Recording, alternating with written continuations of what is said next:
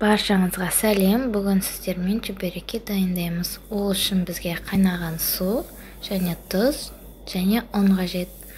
Ұныңызды қалауыңызша алсаңыз болады. Және қайнап тұрған суымызға бір шай қасық тұзымызды салып мұқият араластырамыз. Содан соң ұнымызға аз-аздан құя отырып, қолға жауыспайтындай жұмсақ қамыр илейміз. Қамырымызды әбден ие қанғанша илесеңіз болады, сол кезде жақсы шығады.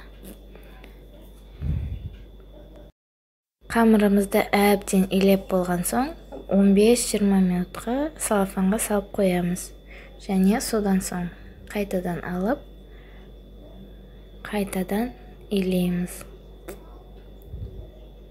Дайын қамырларымызды барлығын видеодағыдай жасап шығамыз. Содан соң қамырымызды кішкентай бөліктерге бөлеміз.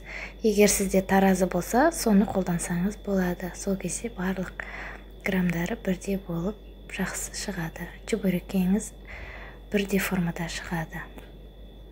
Осылайша әрбір бөлікке бөліп алып, тағы да илеп, дөңгелекше формада жасап, бетін салафанмен жауып қоя тұрамыз.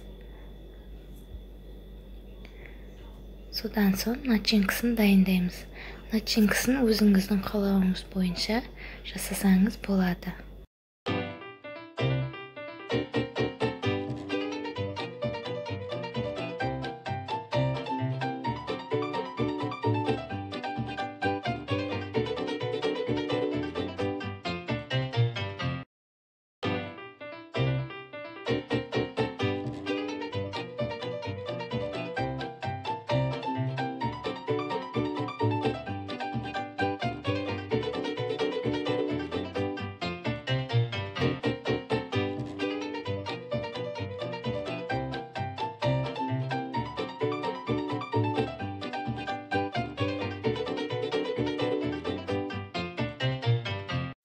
Менде начинкасына фарш және бір жуамызды турап саламыз. Содан соң тұз, бұрышымызды, зелень, петрушка салсаңыз болады. Салмайық, тек фарштың өзімен жасасаңыз да болады. Осылайша барлығын мұқият араластырып аламыз. Жуамызды, петрушкаларымызды уақтап турап саламыз. Содан соң тағы да мұқият араластырамыз.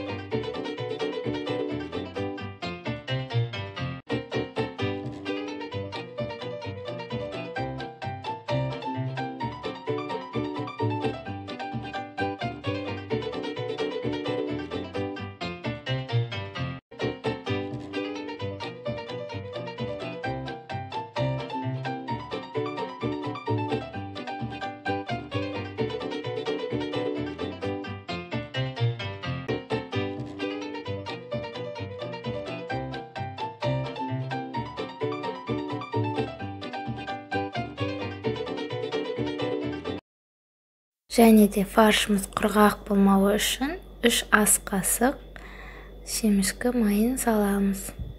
Және де тағы да мұқият араластырамыз. Начинкамыз дайын болған сәтте тестімізбен жұмыс жасаймыз.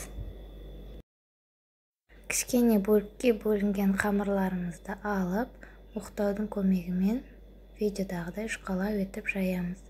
Содан соң фаршымызды аз-аздан саламыз. Және де чүберекемізді дайындаймыз. Чүберекені мен мұнда пышақпен кесіп жатырмын. Егер сізде арнайы құрал болса, соны қолдансаңыз болады.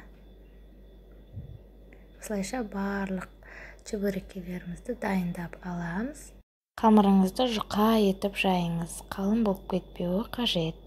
Жұқа болып жайылса, чүберекеңіз жақсы болып шығады. Осылайша барлығын дайындап аламыз. Және отымызда қызып тұрған майда екі жағын қызарғанша әбден пісіріп аламыз.